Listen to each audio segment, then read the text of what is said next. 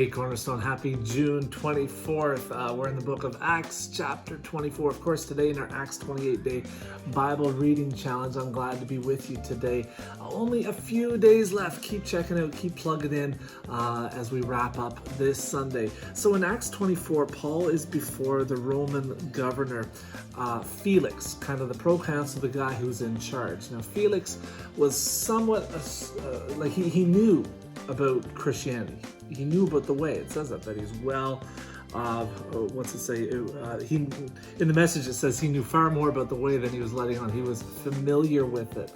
And so these religious leaders, they bring Paul before Felix, the chief priest, and Ananias is there, and they come with a lawyer, and they want to make sure that Paul gets killed. They want him dead. They want him out of sight, out of mind. They want him gone. And Paul presents his defense, and Felix kind of goes along with it. Felix is kind of familiar with Paul's message. His wife is Jewish, so he has that connection. He would have that cultural connection. He would know probably more than most Roman governors what was happening here. And he entertained Paul, and Paul talked to him, and he talked to, they had this back and forth, this connection. And it says later on in the chapter that Paul took the conversation deeper, and he begins to talk about having right relationship with God, about living a life of moral discipline. He talks about the coming judgment. And Felix had kind of had enough. He didn't want to hear any more about that. I want to just grab a few insights from this passage and leave them with you. Maybe one of them will resonate with you as you spend your time with the Lord today. Folks, there's always going to be haters. There's always going to be somebody who doesn't want you to succeed in telling the gospel, sharing the gospel with other people. There's always somebody out there that is going to cause problems for you. Don't worry about them. Keep plugging through. Your source, your supply, your blessing comes from God alone, not from people who would see you fall. Don't worry about them. Paul wasn't worried about this chief priest. Secondly, always be faithful to the gospel message, to what God has called you to do. If God has given you a story, if God has given you a job, if you've got a role to play, go ahead and do it. Don't hold back, but stick with it each and every day.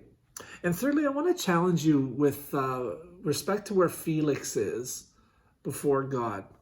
So Felix, well acquainted with the way, he's familiar, he knows the stories, but he hedges his bets. That's enough for now. Paul was speaking about things he wasn't ready to deal with or didn't want to deal with. Obviously, I think in the message it says that Felix could only handle this in small doses.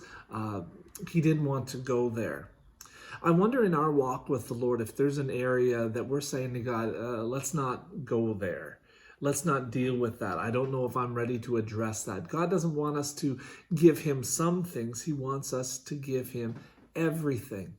It says that Felix was well accustomed or familiar with the way being Jesus. I am the way, the truth, and the life, the only way to the Father. Jesus is not a way. He's not a suggested way. He is the only way. You want to get to God the Father, you go through Jesus alone. There's no hedging bets. There's no fooling around. There's no holding back.